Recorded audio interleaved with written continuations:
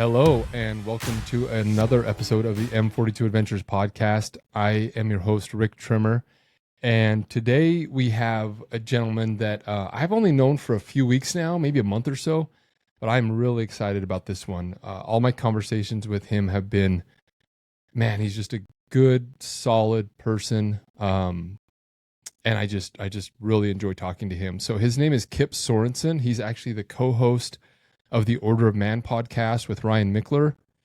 And he's a black belt in jiu-jitsu. And we just actually took him on his first ever hunt. First ever hunt, axis deer hunt in Hawaii. And that's where I got to know him a little bit better. And I just had to have him on the podcast. So he was kind enough to agree. And we are going to jump into this episode. So stay tuned. This is going to be a good one. I guarantee it. So in a year, he's getting trained up to go compete. So I love it. That's what it's about, man. Just inspiring people to go do stuff, right? Well, and martial arts, like once you start competing, it changes things. Yeah. Like it's easy to be on the court practicing and playing pickup games. It's a different story. Like once it gets formalized, you know what I mean? It's the true measure of what you know. Well, and I was watching a guy post great. the other day, and he says, same thing. He says, going out there and like when you're in, and you even mentioned this at the Uprising event, where when you're doing it with people, you're all kind of, it's hard to see how you're getting better because you're all getting better together. Yeah. And he says, and then you go sign up for a competition and you see how good you are pretty quick, you know? Yeah. Yeah. And no one's holding back. Yeah. Right. That's like how often point. in life do you say like, or you go training, let's say it's on the mats and you go, hey, let's train as hard as we can. Yeah. Yeah. Never. Don't hold back 1 minute. You rarely ever do that, right? But in a competition, that's kind of the agreement is, hey, we're going all out. Yeah, I'm going to hurt you. Like, oh, and I don't know this person and I don't know what he's going to bring and I haven't trained with him before. So who knows what happens? Yeah. I'm not of that world. I've never done anything like we, did at the event. And I didn't even do that. I just kind of trained, but I didn't want to go out there and get injured before the hunt. But yeah, dude, it's intimidating, man. It's very, you're just exposed, you're out, like you said, even in that scenario where it was just, what do you call that? Just scrapping with somebody or grappling. Yeah. Grappling with somebody. And it was still, very intimidating. And I think that's why a lot of people don't do things is because they don't want to get out there. I'm a big guy. I'm 6'5".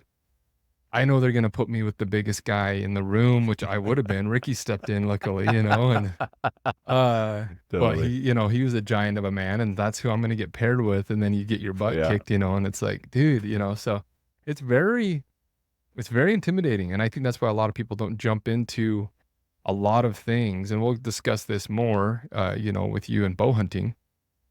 And, and I think that holds a lot of people back. Yeah.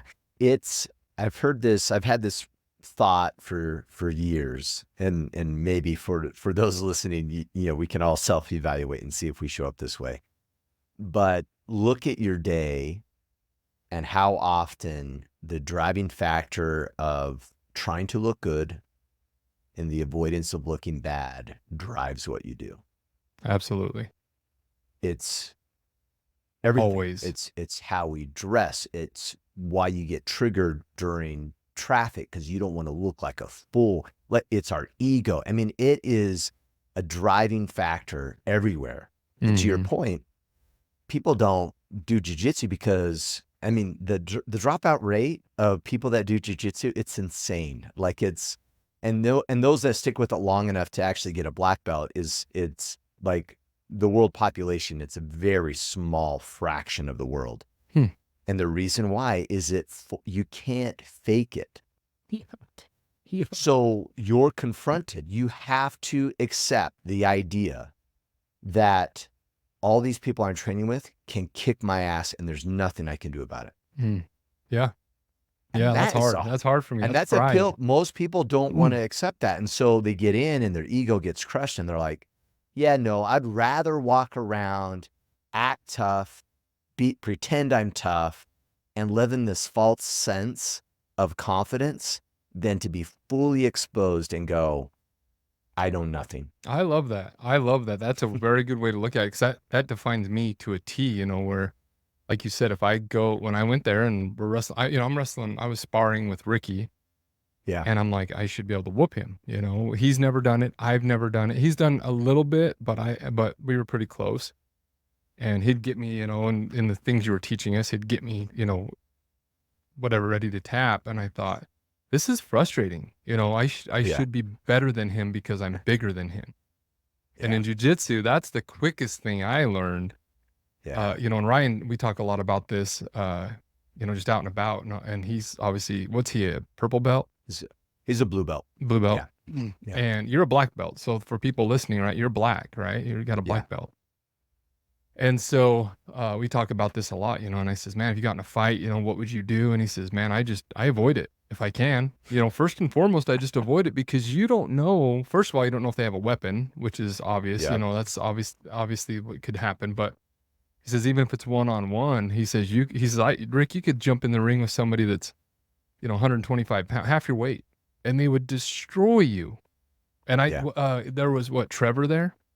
Mm-hmm. Remember he was there at the event, and he's got to be 150, 160. And just watching him move around and what he was capable of with his body, I'm like, you know, and if I ran into him on the street, I would think I'm going to destroy you. I'll take this guy. Yeah, let's go.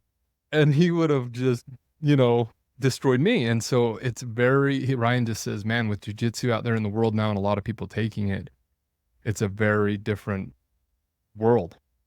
Yeah, you don't know who you're dealing with. Yeah. So so I want to talk a little bit about that. I want to talk about your jiu-jitsu. I love that. So, you know, M42, it's about, you know, experiences, surfing, jiu-jitsu, everything, all things just getting outside, you know, and, you know, away from your screens and trying to, you know, put some more arrows in your quiver, right? Yeah. So when did you get into it and why? Like how long have you been doing it? Jiu-jitsu? Mm-hmm. So I've been training for almost 17 years. Wow. So it's been a while. I remember the way I got into this, and I think it's insightful. It's kind of a fun story. A lot of people don't realize this, but by this point, everyone knows what MMA is. Everyone knows what the UFC is, right? What people don't know is that UFC #1 was held on an Indian reservation in Colorado, because it was illegal to have anywhere else other than on Indian land. Yeah. It was filmed, and the only way you could watch a UFC was to find it online and buy the VHS tape. Oh, wow. It wasn't streamed. It was nothing. It was like you find a VHS tape to watch. Like bootleg copy of Yeah, it. totally. It felt like when you go get a copy of a UFC, like you wait for your parents to go to bed. Yeah. Like you're like, oh, it's almost like you're sneaking like a porn video or something. Right? And then we're all gathering around Bust the TV it out of the closet, slide it in, turn the volume down. Is your mom asleep? Yeah, like, and I remember I remember I put a VHS tape. We put this VHS tape in. Parents, it's just this, dude. It's me, my buddy, and his older brother. And his older brother got his hand on this, and we're watching it in their living room. And my stomach hurt actually watching it. I was like, ooh, that makes me uncomfortable, right? Because there was no weight classes. I remember watching a couple other ones, and it was gnarly. Straight up, like if you had to give cockfighting a definition, is pretty darn close, right? Like it was animal knuckles, human cruelty. Yeah, bare knuckles in a cage. They'd lock the cage, right? You can't get out. And it was no weight classes. You couldn't bite. And you couldn't eye gouge. That's it. But if a dude was like crazy enough to have long hair, like there's a couple fights where like someone would grab this dude's ponytail and just tee off on his face while holding his head down because he had long hair. Wow. That was allowed. Or groin shots. Guys are doing groin shots all over the place, right? So it was just a brutal thing. And by the way, it was a bracket. So if you beat round 1, you're still fighting. You go round 2, round 3 to become the champ. And so in a given night to win UFC 1, you're taking multiple fights. Now, what people don't realize is UFC 1 was put together by the Gracie family Mm. at an attempt to showcase Brazilian Jiu-Jitsu. Oh, cool. That's why That's they did this. wild. Wow, I So did not they know put that. they put UFC 1 together. They put it out there, invited all these guys, and it was the first time, it was the very first time that like someone addressed the whose martial art is better thing, right? Like Right. back in the day, it's Right. like, oh, karate guy could also beat this guy. And it's like, okay, well, let's just try, Oh right? my- So I you love had that. you had sumo guys, like 300-pound sumo wrestlers. I remember You seeing had that one. Just you a had a big old. boxer. This one boxer that had like one glove and then one bare hand so he could hold you. It was super weird. Right? It was almost like a character from like Mike Tyson Punch Yeah, Out. You know what I mean? right. Yeah. Yeah. Yeah. And so you had all these guys come together. And in this first UFC, Royce Gracie, maybe 170 pounds wet, maybe, just walks through people Really? and just destroys everybody. And that was UFC 1. And He won it. He won the. Yeah, just Really? and it was no one had it. The I need to go announcers watch it. I couldn't need to go even, find that. Yeah, the announcers couldn't even explain what was going on. They're Yeah, like, right. Yeah. they're oh, he's getting- he's gonna break his arm, right? Like they have no idea what's occurring. Yeah. And yeah.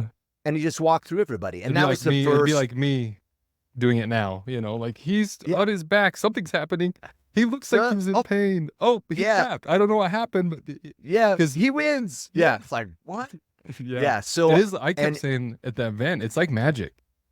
The Yeah. stuff you were doing, it's almost like it's like a dance of Yeah. magic that can kill you. It's Totally. terrifying to watch Well, and you move around on the map. Being in that, I'm so glad that I went to that and watched that, because watching how your brain works and how you're, like you said, it's chess, you're 3-4 steps ahead. It's terrifying and beautiful in one Yeah. sentence. and this is why it's so powerful for kids, Mm. is because it's, and you kind of alluded to this earlier, it kind of neutralizes sizes a little bit, right? Now, Mhm.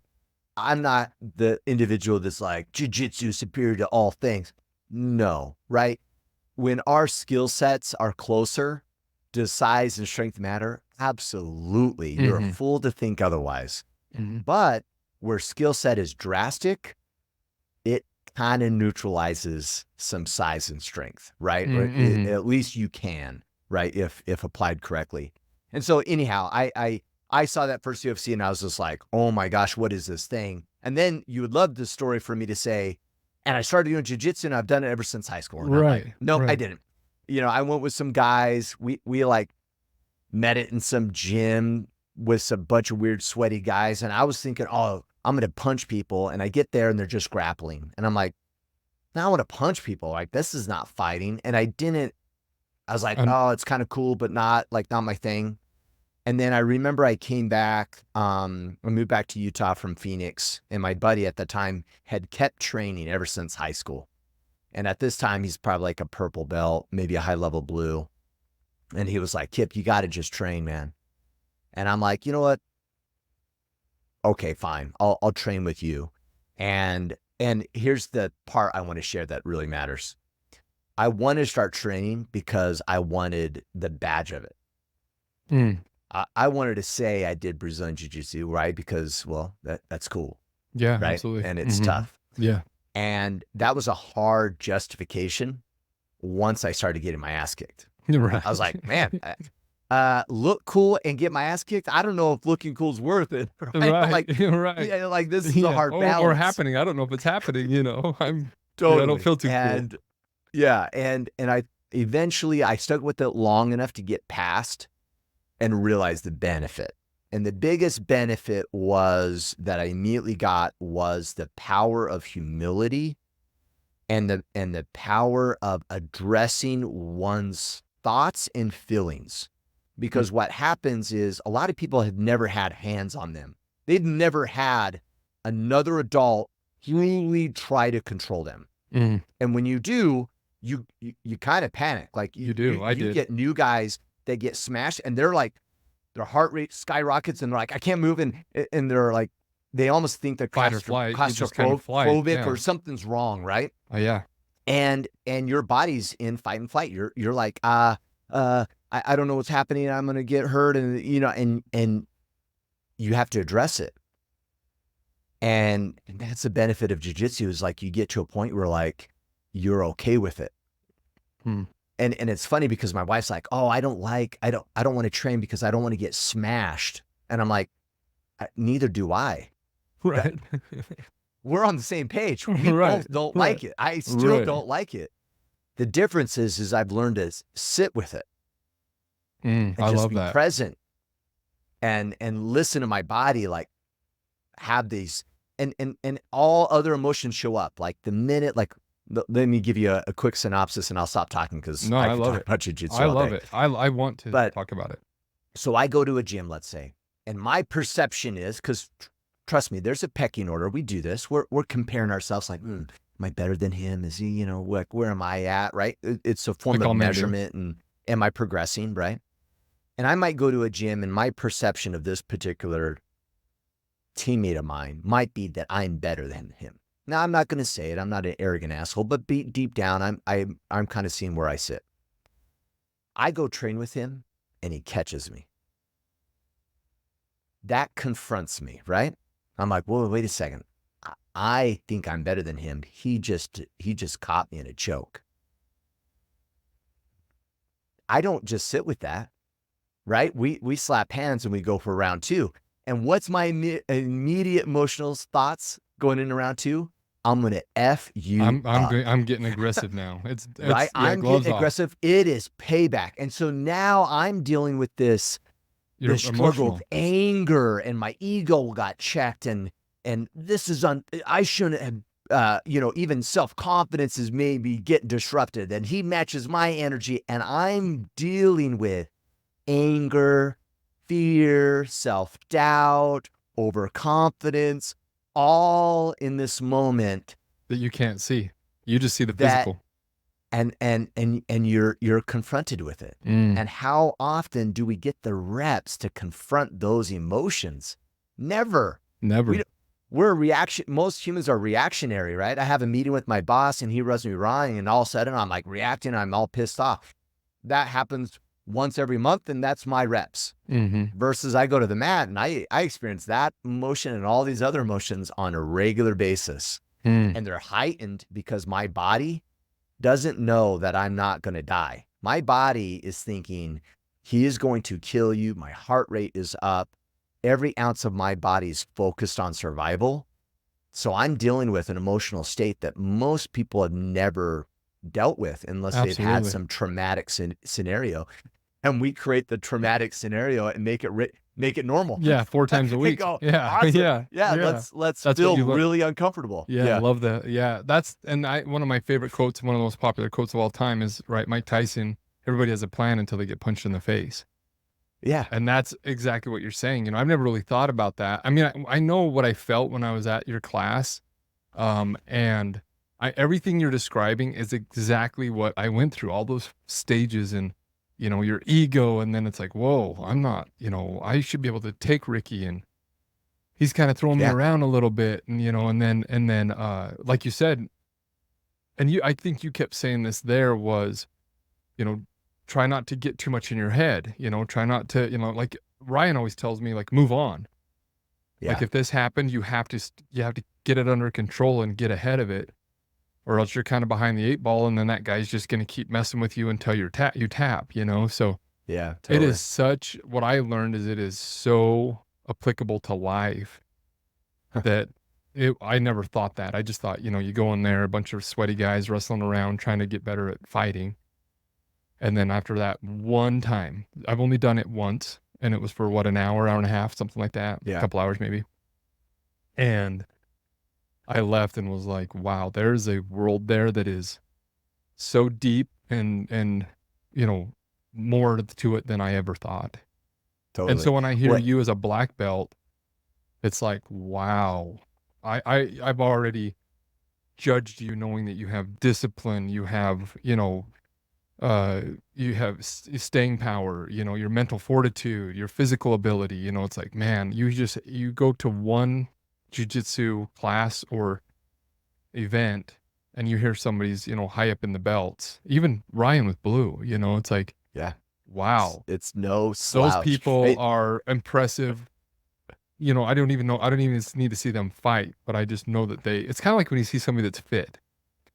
Yeah. You see You're somebody in like, shape that and you're like, took I've already years judged to- them instantly, knowing Yeah. that they have self-control. They care about their body, they care about their family. I mean, there's all these things that immediately you judge them and you see somebody out of shape and you think they don't have self-control. They're struggling with these things, which we all do, but Yeah. some people are better at working through those struggles and overcoming them. And that's where I hear black belt. I don't even know what that means. What are the belts? How do they go? Yeah, so we'll just stick it to, well, I actually think the kid scenario is actually an interesting scenario. Okay. So, by the way, here's your tip for everybody listening, that if you want to insult someone that does jiu-jitsu, you bring up the belt that their kid has in another martial art, and that's how you ultimately insult them, right? Okay. So, in jiu-jitsu, a kid cannot even have a blue belt, which is the second belt. Oh, wow. So you will never, the kids have their own little belt system that pretty much sits between white and blue. But there's no child black belt. It doesn't exist, right? Wow, and so interesting. And it's a joke, right? Because in the jiu-jitsu community, you'll go like, oh, are you a black belt in Brazilian Jiu-Jitsu? And you're like, oh, yeah. And they're like, oh, my kid has his black belt in like karate, right? And you're like, thanks for comparing that, because there's no comparison. Yeah, totally. Let me see your kid. Let me see your kid. Let me humble him. Let's go. Right? Yeah. So, Yeah, but okay. so there's a whole belt system for kids. As an adult, it's white, blue, which white you get when you purple. buy the I say outfit. Yeah. I'm gonna offend you. So gi. Day one, you're a white belt. Okay. But I love this story, and people say this sometimes. It's the hardest belt to get. Yeah. Yeah. Because it's the one that's the most and it's the most confrontational one. What do you mean by that? I'm going to do this. Yeah, I'm going to go into a gym. I'm going to accept that I know nothing, and I'm going to open myself up. And I'm going to show everybody. Humble enough to take something on. I'm wearing that I know nothing. The white belt shows the room that I know nothing. Totally. Okay, I like that. And that's hard. I respect that. That's a hard. I love that thing to accept, right? I think that's why you're so good, Kipp, is you're good at taking people and making, like, I remember talking to you about the hunt, and I think I'm good at this too as well, but you're better at it, but where you can take people and make them, feel comfortable, and let them understand that, hey, you got the white belt. We respect that. Like, I think you would be and I know you do this in your profession, but anything you do in life, and that's why you've been on 300 Order of Man podcasts, and Ryan totally respects you, and has you do that with him, is your ability to see it from different angles. Not like, hey, you're a white belt, you're starting, let's get in here. It's like, you're a white belt, and that is the hardest belt. Like, I love that. That's good for people to hear. That lets them know, because we talked about this in my last couple of podcasts, where most people, like a black belt, you're a black belt, you want to help people get into this. You want them to come join you and experience this world that you love. Lots of people think, I'm not going to try bow hunting. I'm not going to try jiu-jitsu. I'm not going to try mountain biking because I'll look like an idiot. But if you find the people who are high up in those, experiences or those activities, most of the time they're grabbing you saying, come on, it's okay. And so anyway, sorry to cut you off, but I love that, hearing that, because I want to get into this, but I'm nervous.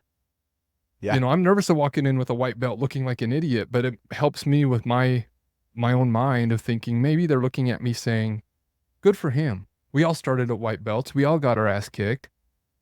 And we know how hard that is to walk into the gym in a white belt. Hey, buddy, we got you. I love that. It gives me cold chills. Well, and what's crazy about it, we can use this analogy to what you guys do and creating experiences. What stops people from doing things, right? Like what would stop someone from going to Molokai and going on a hunt? Lots. It's the same thing. It's the same. It is. I don't want to look like an idiot, right? You were feeling that. You told me. You said, I'm nervous, man. I've never. Totally. Well, we'll get into that, but you had never bow hunted.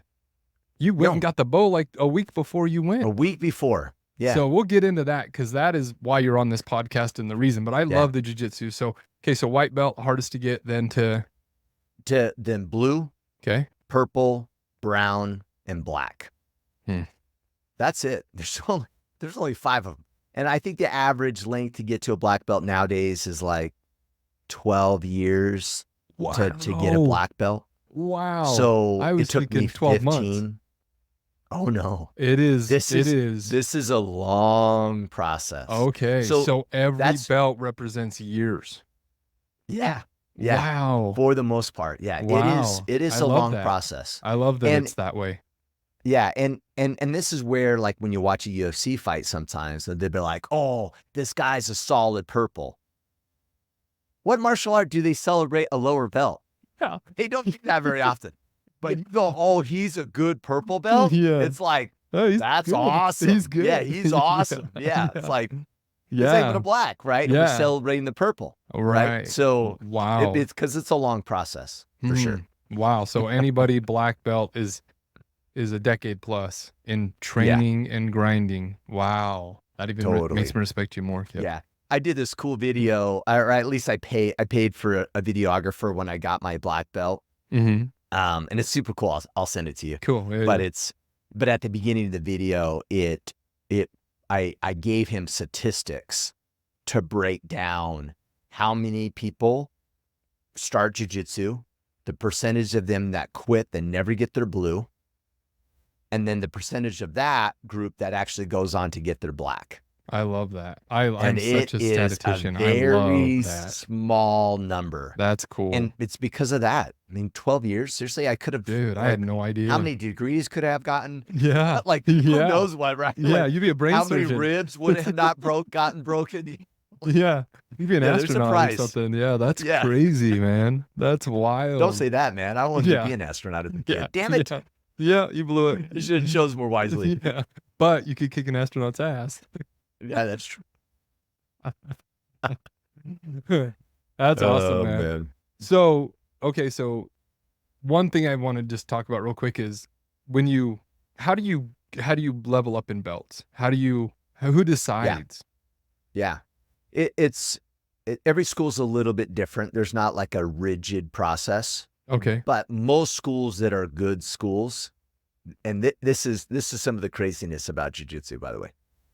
And anybody that trains will totally agree with me, I think. You could grab a jiu-jitsu practitioner or a guy who trains and say, hey, roll with Kipp. And we put no belts on. Within, I don't know, a couple minutes, I'll tell you his belt. No way. That's wild. Okay. You know. Okay. And so there's not, like, some schools will have a formalized, like, you have to show and teach these moves kind of thing. Other schools will kind of put timeline to it. The best schools and most schools, I think, are you a blue belt? They just know. No, you're not.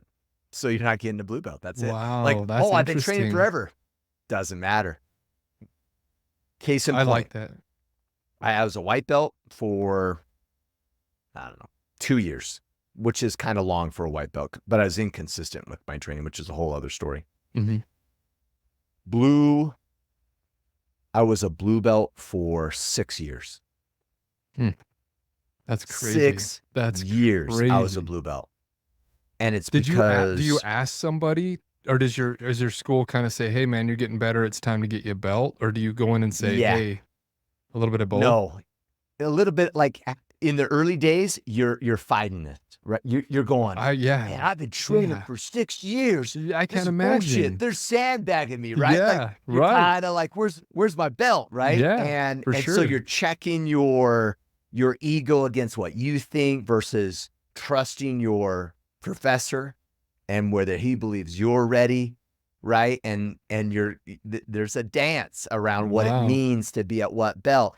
And ironically enough, that's probably happens like you're white and bluish. And then when you get your purple, you almost don't want another belt. Yeah. You would rather be a That's- really yeah. good purple Yeah. than to be promoted and be a shitty brown. That's funny. You know what I mean? Yeah. 100%. And so you kind of like, I don't want the other belts. You know, like I'm fine where I'm at. I love I don't want that. the pressure in the The dark. ego, you've and I already call it crushed the your ego darker for target. years. You've moved on from ego. You're like, bro, I'm good. I just want to stay right. That's probably why That's when Ryan's. you- That's probably why and that's when Ryan's you where get he's promoted. at. Yeah, and that's when you Ryan's get promoted. sandbagging. Is when you don't want it anymore. You're That's like, no, I don't want cool. a promotion. And they're like, Yeah. it's time. Wow, that's interesting. Yeah, that's funny. So you're training, and then they'll say, "Hey, Kipp, I want you testing for your black on in 2 months." Mhm. So I'm like, okay, right. And I doubt, like at our school, no one goes, "Hey, let's test for your black," and then Rick shows up, and you're like, "Oh, you failed," right? It's You're like right. Yeah. it's a like they're like, "You're getting your black." Yeah. But We know want you're you to ready. be intentional Mhm. and show up powerfully and make sure. And some of the more traditional schools, like our school is very traditional.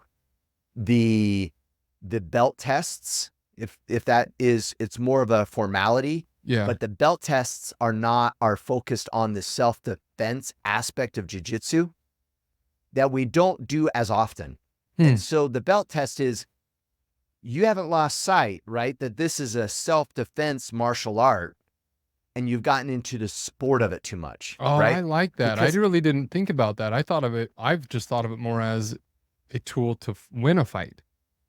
It's self-defense. It's to stop. It's to protect yourself or I love that. Totally. And I love there's that. a sport aspect of jiu-jitsu that is like point systems, and it's growing like wildfire. And there's elements of it that have kind of forgotten the self-defense aspect of it. So one of the most insightful things about jiu-jitsu to ever do, if you get a chance, is to train with someone that's preparing for a fight. So because like Jason South is one of the guys I train with, and he has actually a 12-1 record in his MMA career. The guy's The beast. just, yeah. Let me say it this way. His jiu-jitsu fighting style is to first break your spirit. And once he knows you've given up on life, then he'll beat the shit out of you. He is Demoralizing. a tough train. Yeah, Wow. he breaks your soul is what he Yeah. does. So you train But with someone that's nonetheless- trying to fight. They're trying to they're trying to make you tap. That's their goal, and you're trying to stop Well, them. When we're preparing for fight camp, we have 4-ounce gloves on. So we're doing jiu-jitsu with striking, right? So we start jiu-jitsu and we're ground and pound, striking each other. And when that happens, all of a sudden you go, oh, I'm not managing distance really well right here, right? Like I might be in a good position, but he has leverage, he has Longer gravity on his side. I'm going to get knocked out here. And we forget those elements of jiu-jitsu sometimes when we're not punching each other. Yeah, so that's a good it's always point. a good exercise to throw in the punching, because it keeps your jiu-jitsu more pure. Yeah, because I never really thought about it. I mean, you see it on UFC, where they're punching and they do, kickboxing, all that. But I didn't realize punching was a part of jiu-jitsu. I thought that jiu-jitsu was mostly grappling, all grappling. Yeah. I thought that when they stand up, now they've gone to boxing. And when they kick, they're kicking, they've gone. But this has all of that incorporated. There's kicking and punching all into jiu-jitsu. Actually, elements of it, right? So the primary benefit of jiu-jitsu, what it really comes down to it is we want the fight to go to the ground. Most jiu-jitsu practitioners, they don't want to stand up and bang. And that's how you get caught, right? That's how you just that's not exactly. But hear me out here. Self-defense. If you and I are toe to toe, what can I do? Walk away. Right. Self-defense principle number 1. Don't fight. That's what Ryan always says. Just get out. Just Done say, deal. I'm not going to fight you. I'm out of here. Yeah. Check your ego and get out of the situation. 100%. When I can't is when you're holding me and I can't get away. Now, if you're going to hold me, now we're going to go to the ground so I can use the ground to my advantage, right? And now we get into grappling. But striking while I'm down there, absolutely, right? When Conor McGregor got choked out by Diaz, right? If you notice, He went to go sink the choke in, and then with his right hand, what we call softened him up. Couple punches to the face. Oh, you always say that. Get them distracted so they're not paying Yeah, attention and to they get the choke in deeper, right? Yeah. So using the strike to your advantage, I see. absolutely use it to your advantage.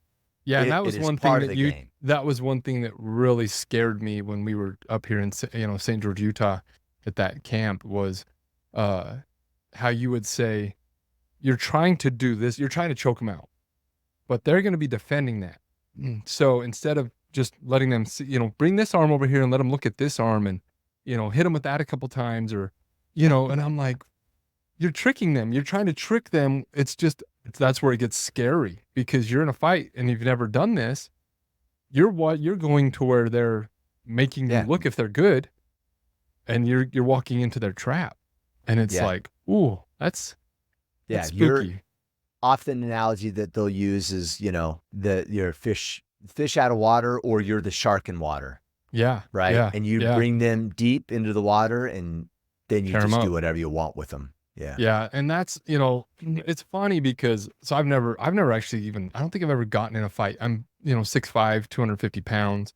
Yeah. Most people don't want to start. And thankfully they don't know my skill set, because if they did, if they did, I would probably be in trouble, but it's funny because I think everybody should do this in some capacity. Boxing, I just think somebody should be able to protect themselves. Obviously, that's what Ryan talks about and stuff. But a weird thing for me to think, and this is just the truth, is knowing, we haven't talked a lot. We talked up at the Uprising?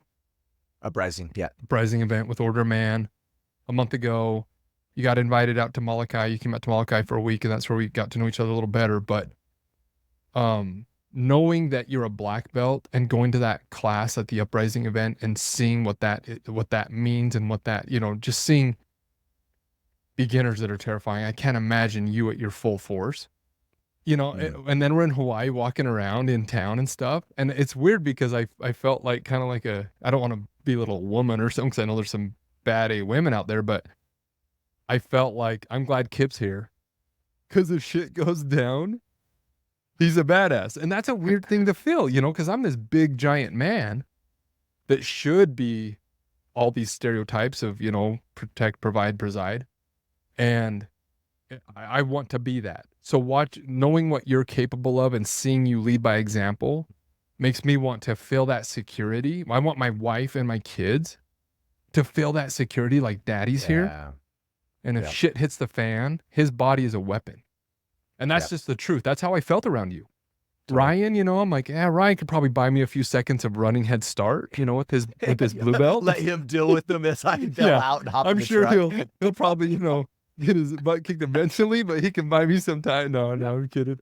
He's an animal too, man. He just choking me out in Costa Rica a year ago. I didn't know how to do it. I didn't even know how to do a headlock.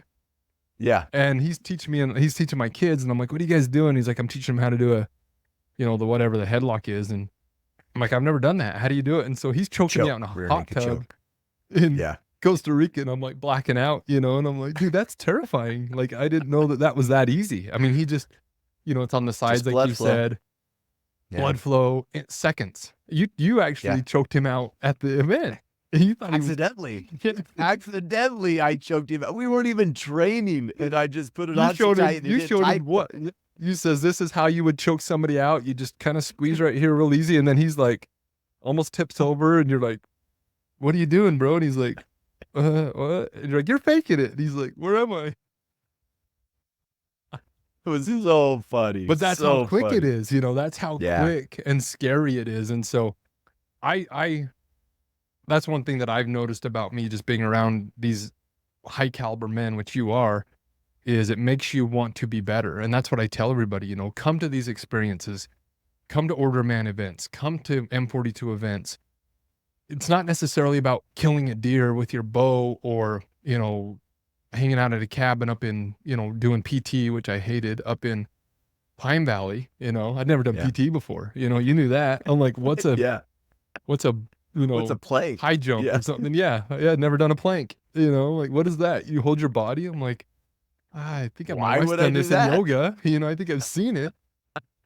But I leave there and I meet all these men and I'm like, wow, I want to be a better entrepreneur. I want to be a better fighter. I want to be a better husband, and that's what people don't understand is I can't imagine all the relationships you've made in 17 years of training jiu-jitsu. I can't even fathom how that's Yeah, added so much value to your life besides the fighting.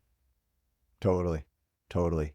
Well, and it's so, man, I always use the analogy of like whenever the world record gets broken for like the mile, all of a sudden a bunch of people beat it. Yeah, Why? that's weird. Yeah. They And know it it's goes possible. unbroken for 20 years and all of a sudden like 5 people break it really quick Good because point. of the power of creating possibility for others.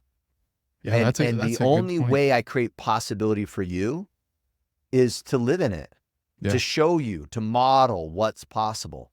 And all of a sudden other people go, man, like Kipp's a solid guy. Like, and it's funny too. I always find it interesting and I'm sure you ran into this, Rick, where on paper you might meet someone that is impressive and then you get to know their character and they're like, yeah, Yeah, for sure. right. And For then you sure. meet a guy on paper that's like, yeah, and you meet him in person, you're like, that guy's a stud. Mm-hmm. And it's funny because we have these superficial impressions of individuals, but man, once you get to know people, you realize we're all trying to figure it out. We're way more closer aligned than we realize. And thus the possibilities that we create for one another and how we show up in the world is just so So valuable. important. Yeah. Well, and that's what I love 'Cause about you is, I'm not impressed by one thing. It's like if you yeah, run single like if a you single dimension. If they're super yeah, hyper focused in single if you run dimension, that's if you run a easy. Yeah. marathon every morning and you talk about it and you're like, "Hey, I get up every morning and I run a marathon." It's like, "Okay, that's cool. That's impressive." But let's look at the big picture. Are you a good dad? I've heard of we were actually talking about Yeah. this in Hawaii. I don't know any names, but they were talking about a guy who has done all these physical, challenges, whatever they are. But they're like, but we know he's getting divorced. He never sees his kids. He's, Yeah. and I'm like, man, I respect somebody who's a good dad and a good husband and a black belt, which I know you are. Yeah. And so that's like you're saying. I think a lot of Instagram and all this social media, you see the highlights and you see what they want to show. But I know of several people who are posting, my business just did $100 million. And I'm like, yeah, but I also know that you're going through a horrific divorce because you cheated on your wife. Hey guys, I wanted to just step away from this conversation real quick and talk about a few things that we have going on here at M42 Adventures. One of the things that I'm most excited about is we actually landed our first couple sponsors. Big deal for a new startup like this, a huge deal. And it's even a bigger deal for the sponsors that we got. Origin USA, Pete Roberts, just a heck of a guy. I met him up in Maine at his headquarters 3 or 4 years ago, and just a solid human. And I'm so excited that they're on board and they're actually our first sponsor. And then right behind them, Montana Knife Company came in. Josh Smith, the founder of that, and just good people, good companies, American made, bringing jobs back to America, and just true patriots. And so I could not be more excited to one, have our first sponsors, and two, have them be such large, meaningful, good companies. And I'm just so excited. So I wanted to jump out with that. Second, I wanted to talk about some of the events we've had. We just got back from Hawaii with a group of individuals, two groups of individuals hunting out there for a couple weeks with our bows for axis deer. Absolutely amazing time. I do it every year, and I was excited to finally launch it as an M42 event and a complete success. So that was amazing. Had built some new relationships and just an absolute wonderful time. Also, we're heading to Alaska next week. So I head to Alaska next week with 8 other individuals that we're going to take up there and let them experience Alaska for the first time. So if you've ever wanted to get out and do that, stay tuned. We're going to have more Alaska adventures planned and experiences. And then just to update everybody, the New Harmony events, the events here, the retreats that we're hosting ourselves at this 50-acre ranch here in Utah are both sold out for this fall. Excited for that. Can't wait. And I want to appreciate everybody who supported us and is going to join us for that. So, and then again, Africa. We've got Africa coming up in 4 weeks. Just bought my flights, taking my wife and 3 kids. We've got about 20 spots sold. There is still a few spots April 5th to the 11th with Ryan Mickler. He's the headliner. And then April 11th to the 17th I'm going to be the headliner for that. So we're going to have a great time. Helicopter rides, hunting, photo safari, humanitarian projects, going to orphanages, and Origin is actually, that's one of their main sponsorships is that hunt. So want to thank them again for jumping on board and supporting us. Number 4 is our store. I wanted to go over that. We got hats, apparel, all different things. If you want to get some gear, love the support. We're starting to get orders and we appreciate all that. And you can go on there and order on our website. Again, subscribe, follow, listen, and continue to support us. We truly appreciate it. We got some amazing guests lined up, as you can hear right now in this episode, and we're going to continue to line up amazing guests. So continue to follow along, and we appreciate it, and we will return to this conversation. Thank you. And it's like, I will not be friends with you. You're not my person because you're, and so, yeah, I think you're right. And that, the other point you were making where I never really thought about that with jiu-jitsu, but it makes perfect sense because I was a snowboard instructor in Park City for a few years, going to college there.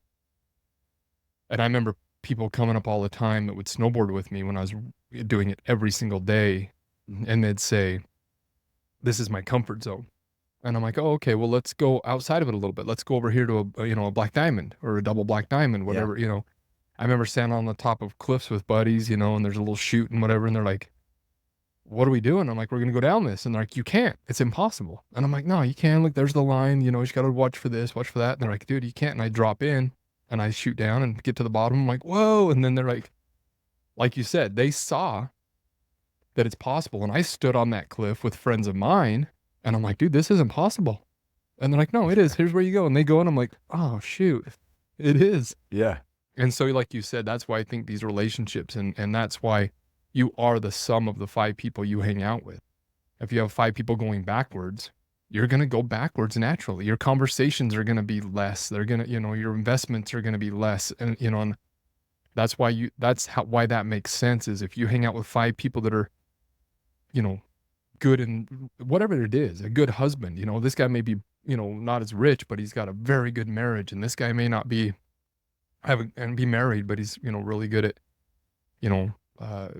finances, whatever it is. And it's like, if you surround yourself with these people, inevitably they're going to have those impressions on you. And if you, most of the people that are above you want to pull you up.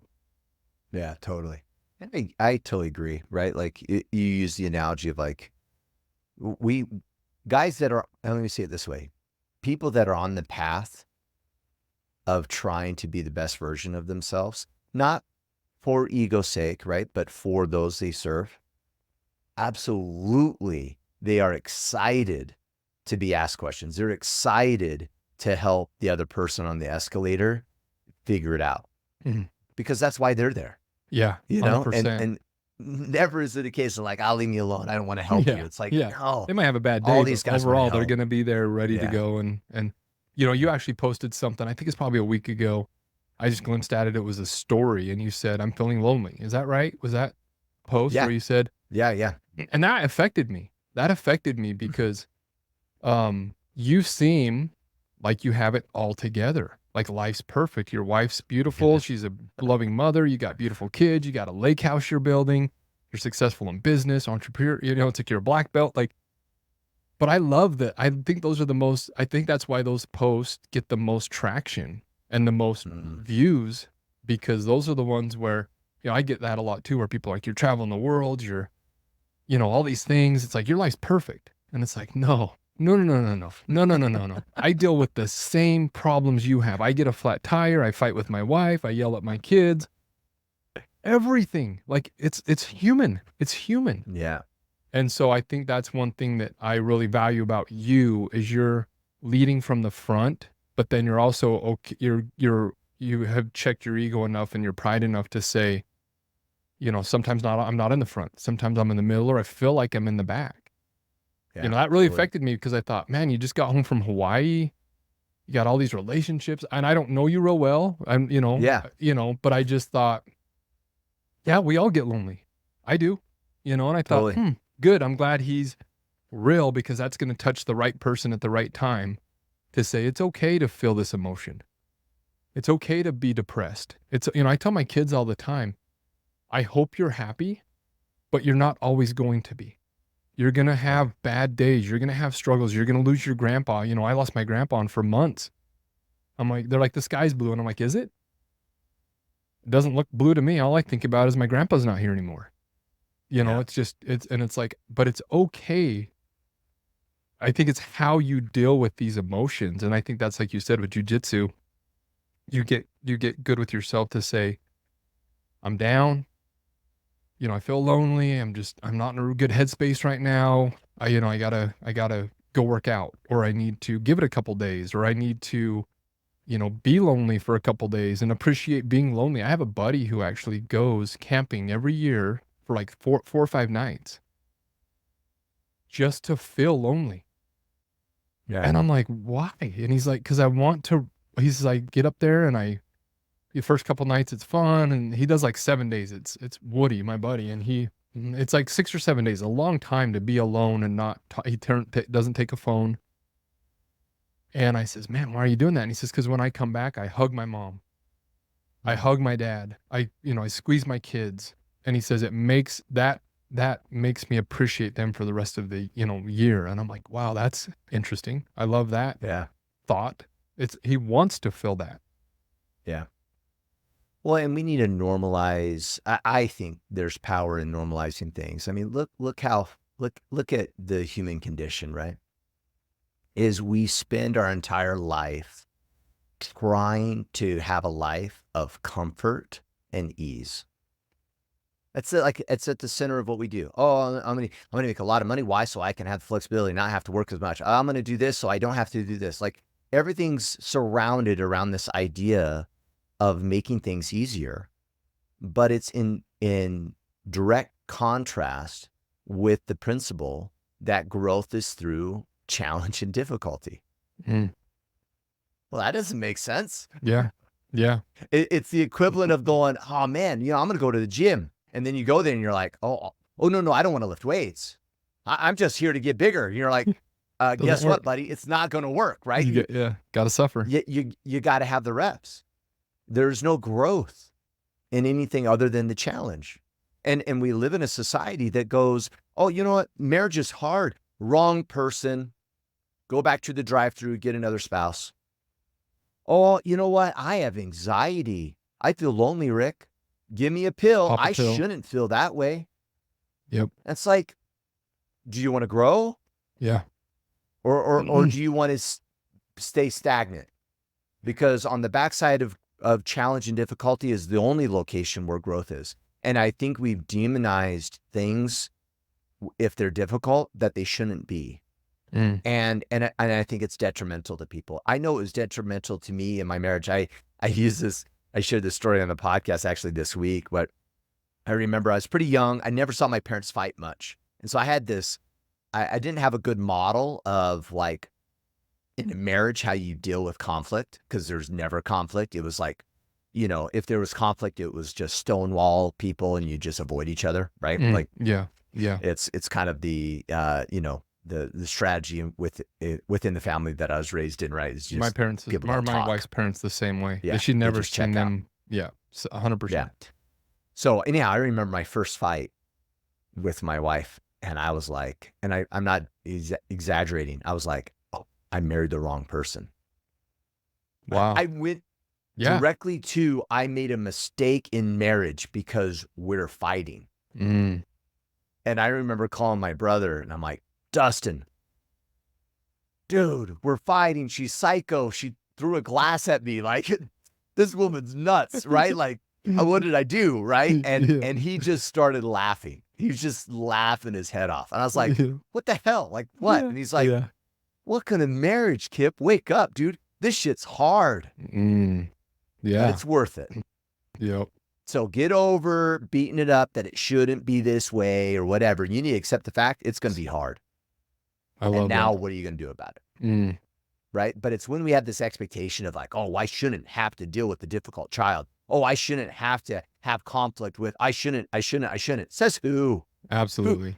What book said you shouldn't have to do those things? Like, Absolutely. stop having the expectation of what it should be and deal in reality and realize, you know what? It's not easy, but that's also where growth is.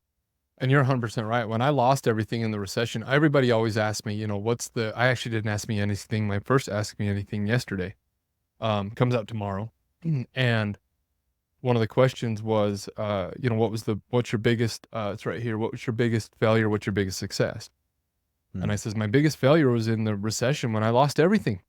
I lost everything. I lost my home. I lost every monetary possession I had. I moved into my grandparents' basement. My wife was 9 months pregnant with my first child. I was 31 years old. Yes. And I was $500,000 in debt. Not even just lost everything. I was $500,000 in debt from my company. And they says, what's your biggest success? And I says, coming through that. The same thing. And they're like, how can the failure be the success? And I'm like, because it was horrible, but I am better for it happened when I was 31. For the next 50 years of my life, I will be a better person for what I will be frugal. I will be, I realize my wife is not with me I actually sat down with my wife. I had a couple friends whose wives were like, you're not making money. I'm out. Literally. Yeah. So I sat down with my wife and I says, hey, we're broke. I'm a shell of a man, monetarily, and physically, I was just beat up. And I says, do you want to be together? And she says, yeah, I married you. I didn't marry your truck or your house. She's like, and I'm like, so all these lessons that I learned that are going to set me up for the future would not have happened. And that's what I think people don't realize. If I wouldn't have been sad about my grandpa dying, I wouldn't, have appreciated. Now I look at everything and I'm like, I'm so thankful I had that relationship. And I look at my other relationships. I invite my parents on every trip. They're going to Africa with us. He just was in Hawaii right after you came, and everybody's like, man, you spent a lot of time with your dad. And I'm like, he's 71. He's going to die.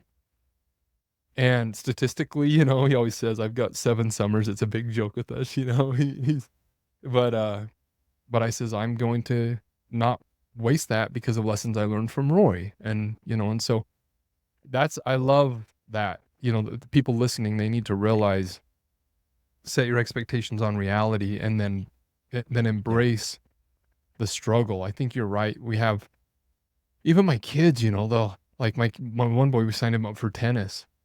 Never played tennis ever in his life. Went out there, couldn't hit the ball, struggling. He's really good naturally at football.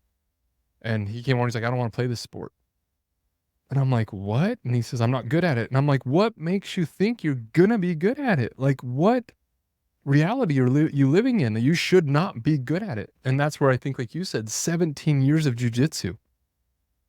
Yeah. Like, I would love to know that statistic on how many people make it to that, because that is so impressive to me. I'm thinking 12 months, 2 years, I have no idea, but it's like, man, 6 years as a blue belt.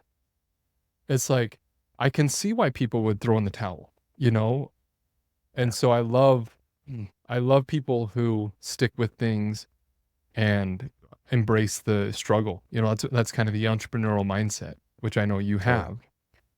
Totally. And there's a fundamental principle that I just want to call out because I think it's just so powerful, right? And it's one, embrace the struggle, right, and growth. But what I love about your most difficult failure, it was your greatest achievement because you chose to learn from it. That's it. Yeah. So, and it's amazing. And we could say, well, maybe it was a decision you made. It's your fault.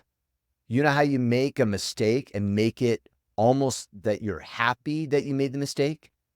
Is you learn so much from it that you can't help look back and go, I'm glad I made that mistake. Yeah. Yeah. Because I took it and it turned me into who I am. But if we don't do that, that's called a life of regret. So you can get rid of regrets. It's called leveling up from the bad mistakes and the bad decisions we make. You do that, you'll almost be grateful for those failures in your life because they made you do who you are today. Well, that was another one of my questions was, what do you have any regrets? And I'm like, I don't. There's things I could have done differently that would have been easier, but those regrets made me who I am. you know, Yeah, and you're 100%. happy with who you are. So Yeah, why if I would was you miserable dare and, you know, if change I it? was, Yeah. yeah, that's a good point. You know, I guess there's people out there who might be just absolutely miserable and it's like, yeah, you should probably have some regret, but you need to change and now get out of that and quit living in the past. Yeah. But yeah, man. So I'm going to change the Yeah. Sorry. subject here. No, I love it. I love it, man. I could talk to you forever. So I want to jump into the Hawaii thing because I think that correlates a lot with jiu-jitsu. I think that's why, you know, I was watching you out there. So this is your first ever bow hunt. You got the bow a week before. Shot it a couple times in your backyard, right? Just, I mean, very minimum. And I know we Yeah. talked a little bit. Probably not the typical entry into archery. Let's just Yeah. say that. Like Yeah. I felt No. like I'm just straight up just green as green can be. Yeah. Yep. And I love that because that's a lot of our listeners want to get into a lot of the things that we're going to offer, surfing and, you know, hunting and, you know, all these different things. And I think, you know, I had Seth on a couple weeks ago and we talked a lot because it's his second trip as well. And his first trip was about like you, where he bought his bow just a month before. And Oh, that's awesome. I didn't know yeah, that. and he came back this year and, you know, he still hasn't gotten a deer yet. But you know, he obviously understands that it's bigger than just making a kill. Yeah. So kind of walk me through that as far as what that, because I know we spoke before and you're like, man, I'm a little nervous. I'm coming out there and says, dude, you know, and again, I'm 5 steps ahead of you, right, in life of bow hunting. And I'm like, we're just excited you're showing up. We respect the fact that you're showing up in your white belt, Yeah. right? We know that you're a white belt and we think, man, good for him. There's a lot of people who won't show up because they're a white belt. Yeah. So instantly you show up, you have our respect. And then I was watching you there. You'd go out, you know, miss a couple shots, get frustrated like we all do. And then you'd come back and you'd sit down, you know, and throw some arrows downrange, right? Just kneeling, sitting. Walk me through all that. What was that trip like for you? Yeah. I mean, beforehand, you're spot on, right? I had to confront first that I don't have enough reps. This is not the way I think it should be done. I had to let go of the expectation. Because if you asked me, said, hey, Kipp, let's do a trip in Molokai. You pick the day and let's prepare. I'd be like, okay, awesome. Next Totally year, different. Yep. let me get a bow. You know what I mean? I'll have this many months of practice and all that kind of jazz. And so I had to let go of that first of all. This was a surprise birthday present, right? And you even still tried to get out of it. I love that story. Yeah, where totally. Ryan says, yeah, he's going to try to get out of this. Tell him the flights are non-refundable. Did you know that? He told your wife to tell you that they were not. Did you know that? totally. So he knew what you were going to do. First, he told me later. Yeah. So he pinned you in there. So I wanted to, He and my wife pinned me because she knows this about me as well.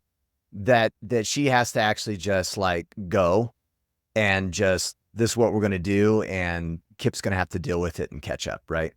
And so I had to let go of that. Right. Otherwise I was going to go into this thing complaining the whole time. Oh, this is not the way I would do it. And this is, you know, and complain.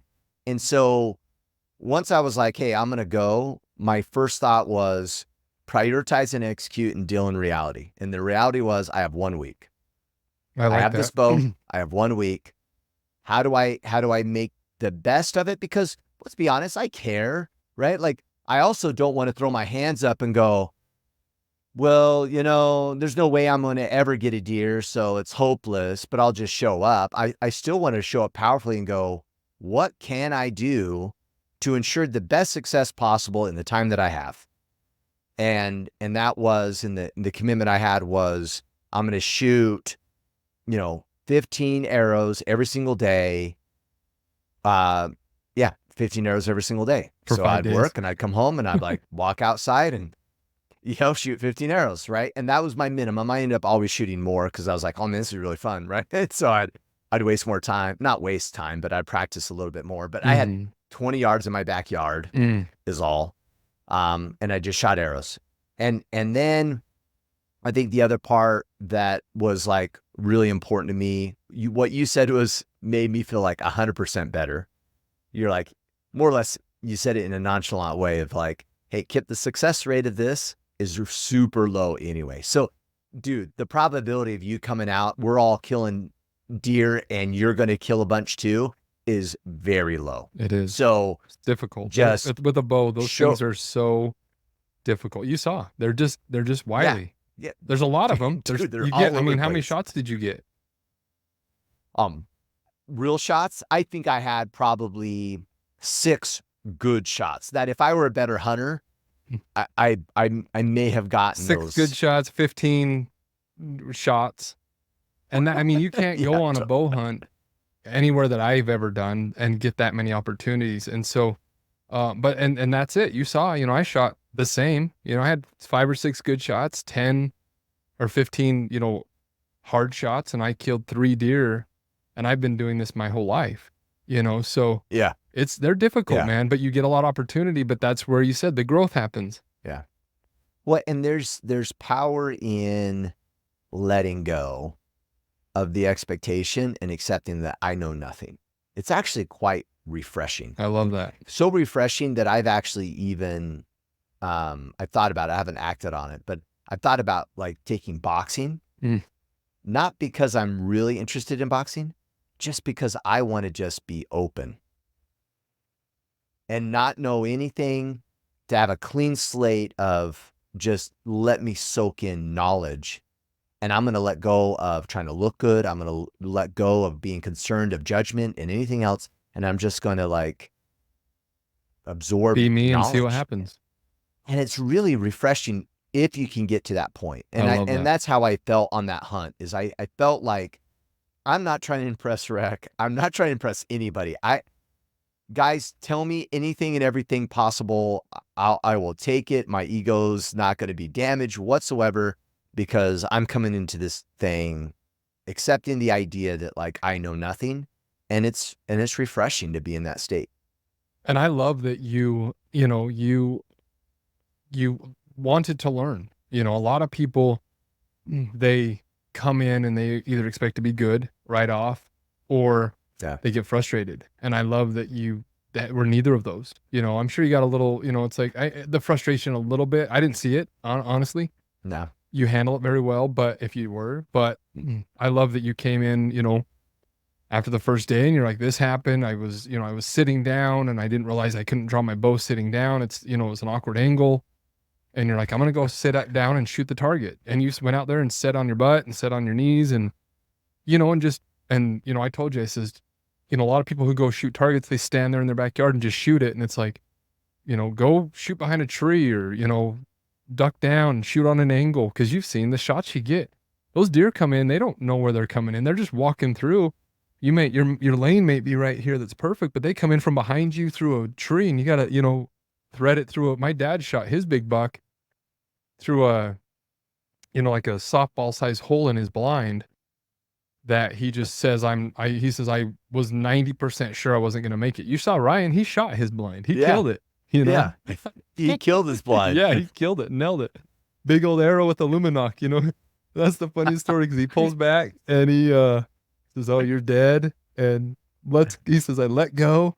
And I went, where'd my arrow go? I couldn't even see it. And he says, I dropped my bow in the Luminox 12 inches in front of his bow. Right into the log, and he's been doing it for years, so there's so many variables that I think that's probably why if you stick with it and you continue to do it, if you enjoyed it, you'll be so good, because it reminds me a lot of like jiu-jitsu. You got to be 3-4 steps ahead. If they come here, if they do this, if this happens, if the wind changes, if, there's so, I remember talking to you one morning and you said, your texts were so funny, because he says, well, the wind's, I can't even remember what you said, but you says, guys, morning sit's done for me. Wind's at my back.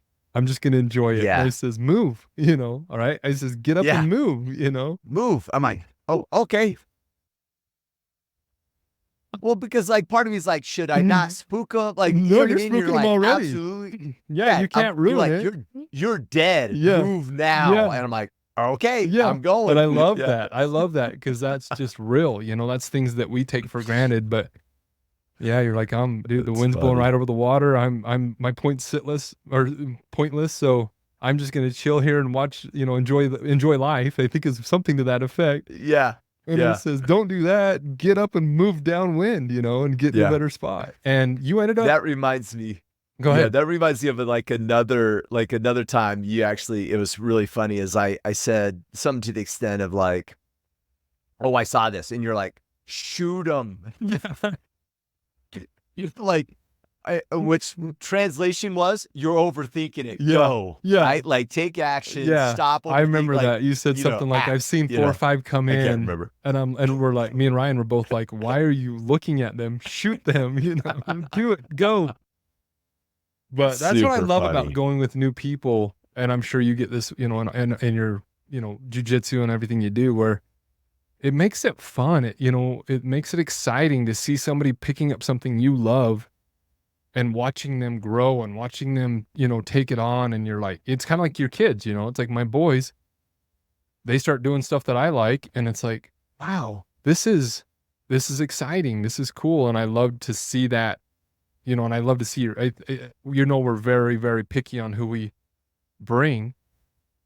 Very picky. And I have a waiting list, literally. But we like those people like you who come with a good attitude. You contribute. It's just you're someone that I love to be around.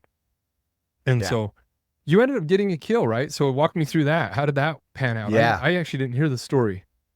Yeah. So first off, every good shot, like a legit shot I took, every day was a lesson, right? Like the first shot, I'm like, oh, I forgot to look through my peep. Check. All right. Second shot. I forgot to look at my pin. I forgot to level the bow. Yeah. Got it. All right. Third shot. I didn't have a clean lane. I hit a branch. Check. Right. And so it was like the list of all the things that I just didn't think through. I'm like, oh, okay. Lesson learned. Fourth right? shot. And that's what you said. They're so frustrating because I remember you saying, was that my shot? Was that my opportunity to get a kill? Did I just blow it? And we're like, you should have more. We'll see. But I guarantee you, your fourth shot, you looked at your peep, you looked at your level bow, you looked at the lane, and that's like you said, there's no greater. If you'd have went out there and a buck would have walked by opening morning, and you would have just sent an arrow and it dropped in its tracks, you'd have been like, dude, this is easy. And it would have really hurt you as a bow hunter going forward, because the next week you'd have been frustrated because you'd have been like, I killed that one. What's wrong with me? My expectation is I should be this good now. Yep. You would have just went to a purple belt instantly. And now you're like, dude, and it's like, we're all telling you, you're still white. I had a Michael on yesterday and we were talking about his big buck. And I says, dude, you kind of came out, if you come back again, you got to lower your expectations, because what you did is not, it's not easy. And he's like, I keep telling myself that, was I just lucky? And I'm like, yes. And he's like, but was I? And I'm like, yes. You just assume lucky. Yeah. Everything. What do you draw? Yeah. What's the drawback of assuming that you're not as good as you are? That's a good point. Yeah. Just go with you're not as good as you are. Yeah. You're better off. Yeah. Right. That's a good point. Yeah. So you went in, I remember just seeing you packing that thing out, which was impressive, because that's a long walk. But walk me through how that kind of played out.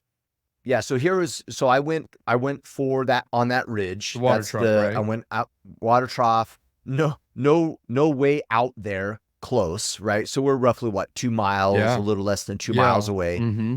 And I let me say this, because I thought it was like, I've gotten present to this as I've thought about this hunt.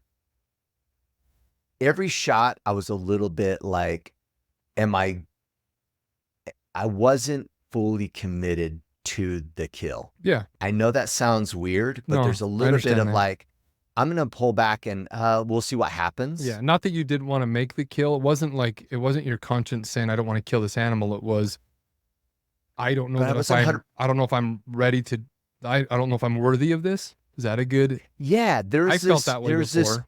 There's this incompleteness around, I am going to kill this animal. Mm-hmm. It was like, I'm going to take the shot and see what happens. Yeah, I've been there. Does it make sense? 100%.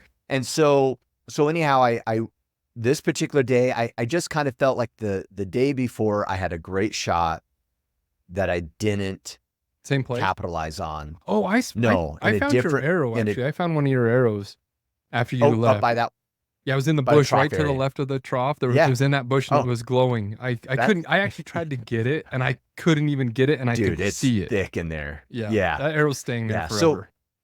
So the day before, no, that morning I had a shot at a different location and I was a little bit like, all right, like I need to level up here. This is doable. Right. Like that was a shot I should have, and I didn't. So I kind of approached that afternoon differently. Like that's the morning. That afternoon we were at the camp. I'm practicing 40 yards for the first time ever. Yeah, you I got never shot a 40-yard you arrow played before. Buck. We created a game, right? Buck. Played Buck with Ben. And yeah. you did good, man. Ryan kept nudging me and he's like, bro, you were holding it with Ben and he was doing some hard. I would have lost that game. I mean, that was a tough. You guys were shooting through trees, and I mean, he went out all 40, kinds of weird 40, angles, 50 yards plus every shot. Anyway, so yeah, you improved so much that. So I remember that afternoon, I was like, you know what? I need to practice. Like I need to dial this in. And so I was out there like trying to take longer shots. And then I think I went out to that location like at 2.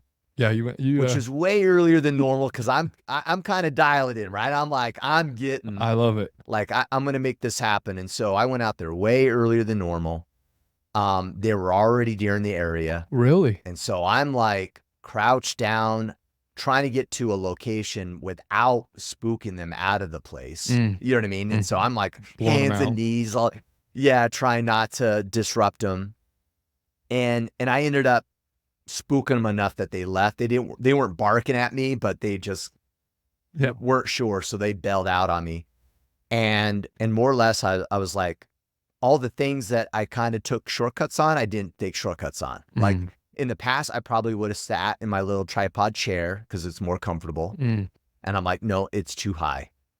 So I put the chair off to the side. I'm sitting on the ground. I'm staying low.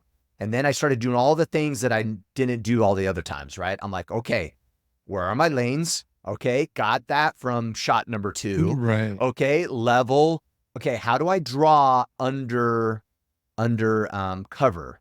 So then I practiced drawing low and then coming up. And I practiced. I love that. All my lanes. I do that every sit. I do that. Same thing, every sit. And I didn't until this time, right? Yeah. And then I was like, okay, I'm too close to the bush. I'm coming up and I'm hitting the bush with the damn arrow. And so I'm scooting back. And then I'm like, I even cleared off the spot with any little sticks, you know, like I move the sticks. I don't touch anything. 100%. And I've just I prepped my whole location and then I just sat, right? And you know this, like, I don't know, there's something powerful of just sitting for hours. Oh, it's just, So it's so therapeutic. And so anyhow, I was sitting and I had a couple come in, but they came in from the back and they stayed like angled towards me the whole time. So I'm like, I don't have a shot, right? Like, and I could have flung something, but then I'm going to spook them and I want my shot and I'm there early. And so I'm just kind of playing with it. And then another deer came in and it wasn't the best shot, but I thought I had a good enough shot to go for it. And a doe, right? A doe. This was a small buck. Okay. At first, I think. Okay. It was small enough that I'm like, I'm not sure. It's an animal. I'm just trying to kill it. And so I remember drawing back and I'm roughly at 40 yards is where I ranged, where this was. And I thought I was on target. I checked all the things. I shot an arrow and he ran off. And I'm like, I don't even know, right? Like, I don't know. Should I go check? Should I not check? Right. And I'm texting you guys. I'm like, should I go check? And they're like, absolutely do not check. Right. Just keep shooting things as they come in and then go check that later. Even if you hit them, you're supposed to wait an hour, you know? Yeah. So I'm kind of, and I don't know. And I right? love that. So I'm like, I love that. Yeah.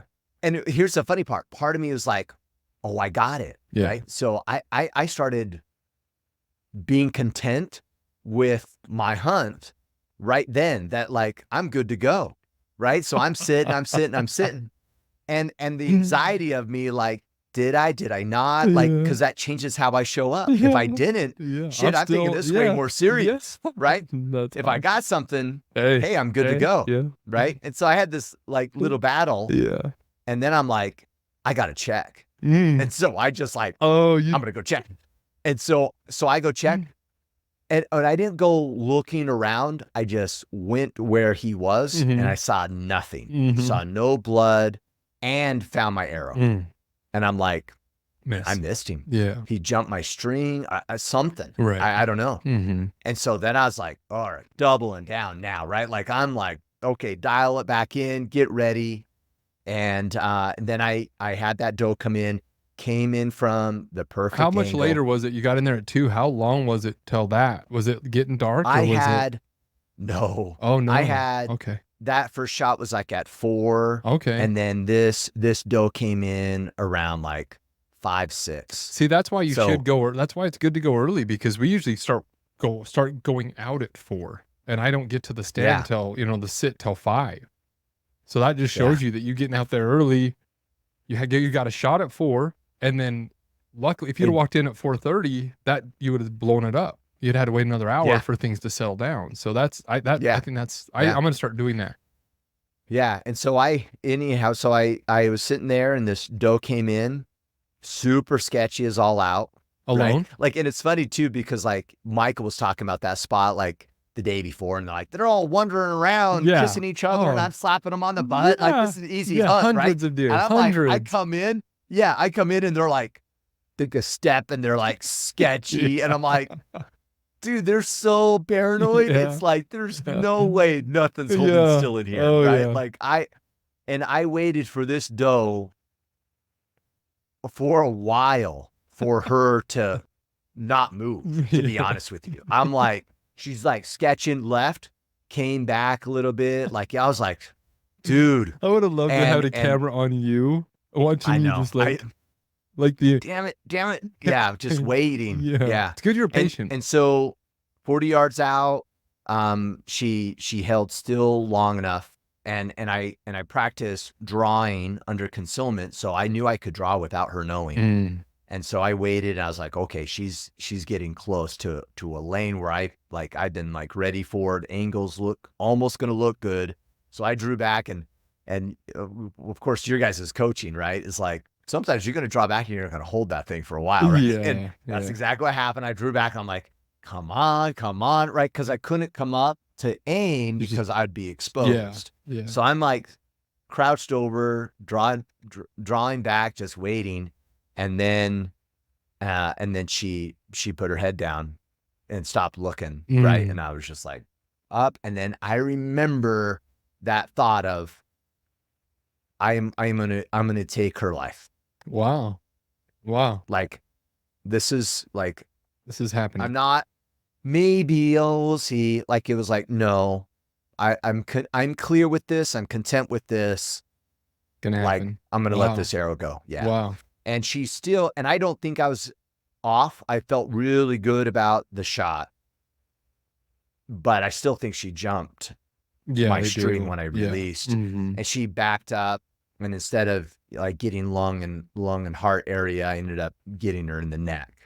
Which makes sense, because her backing up off the water is the exact would have put her neck right where I was aiming. Yeah, I remember. And so she backed up, and I shot, and she went right into the bushes right behind, just like jumped into the bushes. And I thought, oh, did I miss? And then she came out of the bushes like drunk, wild out of the bushes, and then icy red everywhere. And I was like, no way. Right. Like, okay. Yeah. Wow. And she went, 10 yards, walked 10 yards and laid down. You know what I mean? And then, and she stayed laying there for, you know what I mean? A few minutes. And that was done. Yeah. What was that? Is that the first animal you've killed? Wow. I've been raised on a farm. Yeah, I remember. So I don't know how anybody in Sevier County hasn't hunted. Like, where were you? I'm a super weird kid. Well, like I said, my dad was a wild game butcher, and Oh, I so didn't during even know hunting that. season, Jeez. yeah, during So hunting he's season, busy. we worked. Yeah. I'm like, we can't go hunting. Mhm. You have to skin and bone deer, So you've been and around, you've at elk. least been around all of Yeah, that. You like didn't have a problem. Was it hard because people don't understand. And for me, this is for me personally, but I killed 3 does and every time I get emotional, and yeah, it's not like I'm bawling, but I just, I value that life. I really do. I get up there and I'm just like, yeah, thank you, and usually I have a couple tears fall and just the yep, way I am, it's just like, I totally. don't want to have to kill you, but you're going to feed my family. And I'm grateful Yeah. for that. Well, and it's a form. I think it can be a form of honor for them and their purpose, Absolutely. Yeah. That's a good point. and I It's a think that really good is their way to say it. purpose, right? I think that is their purpose, and so without a doubt, like after I got the kill, I went over by her, and I sat by her Yeah. and just waited for her to take her last breath. I knew what it was Yeah. when it was. You know what I mean? But yeah, to answer your question, sorry. Yeah, that was I've I I've been on a farm where I participated in butchering. And my dad would usually shoot the cow, or we've been part of like slaughtering sheep and things like that. But this was different. This was my blade, Yeah. Right. not This is someone in your else's. hands. Yeah. Yeah, and so this was my first hunting kill. Wow. I never knew that. And yeah, and so it was With a bow different, and with the in bow Hawaii on it. I in mean, that's Hawaii. just such a cool, Yeah, that's such a cool it thing. was awesome. Yeah. Wow. So yeah, then you packed it up. You carried the whole deer on your shoulders. I think Michael met you, right? Yeah. He says, I Yeah, ran she into was Kipp getting and I was really just like, heavy. dude, you got that hold because you don't, hadn't, hind and quartered it like what a lot of us would do in the field that far Yep. away. You just threw Yeah. the whole thing on your shoulders and walked almost 2 miles back to camp with a deer on your shoulders. Yeah. That's hardcore, man. Yeah. And it wasn't, I thought about field dressing out there, but there's a couple things. Is one, I thought maybe that would mess up the spot a little bit. Did you gut it? I didn't gut her. You I carried it with thought your like, guts on. You had the guts Mhm. too. Oh man, Yeah. that's heavy. yeah, That's it was- heavy, bro. my shoulders were hurting. Dude, I thought you gutted it. That's heavy. Yeah. Wow. I Yeah. respect you more So now. but I just, and it wasn't like out of like being tough. I just thought like, this is probably not the best place to gut her. Yeah, it's if smart. this is a good spot. Yeah. And then the other part, and this is probably the cheesy side of me a little bit. I didn't want to drag her. Huh. Yeah. Like felt it kind of disrespectful? like, yeah, Hmm, yeah. I like I was that. like, I don't want to drag her. And so Yeah. I thought, if I can, I'm going to try. That's cool. You know what I mean? And I thought, well, we'll see what I can pull off. Yeah. Right. And Yeah. luckily I was able to carry I her think that's back. cool. It just shows you how much you respect that animal. And I think that, like you said, I've never heard that. I've been hunting my whole life and I've never heard that that's, kind of that is their purpose. I 100% agree. And it honors them, because that deer, the big thing that people don't even understand about not even just hunting, but Molokai is there's 30,000 of them on the island. The locals can't, they're just frustrated with them. They're hitting them with we see them on the side of the road dead, 4 or 5 every morning, new ones, they're just smashing Yeah. them.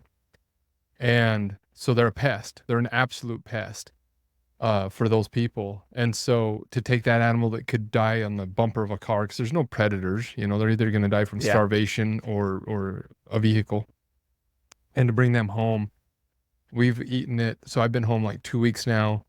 I think we've had 3 meals of axis deer with my family, and I tell them stories. I'm like, yeah, we were eating a couple nights ago and we're eating backstrap, and I pour a glass of milk and I start laughing. And my boys are like, what are you laughing at? And I'm like, oh, I'm like, apparently it's weird to drink milk in your stand, I'm like, In the heat of the day. yeah, Yes, it 85 is. degree heat, 100% humidity, and I'm out there.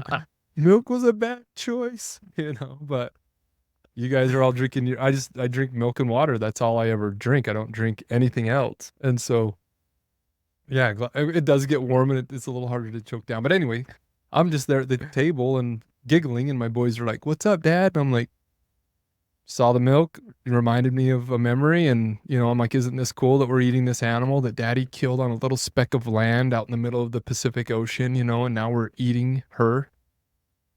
Yeah. And that's beautiful. Have you had any of yours yet? No, it's over at Ryan's. Oh, I that's need right. to go That's go right. down and pick it up. That's Yeah. right. Hopefully he doesn't eat it. Yeah. Yeah, that's right. But it It came changes to my things. office actually, and I got it to Yeah. her. We usually like share a cow, Mm. and I'll take my kids with me.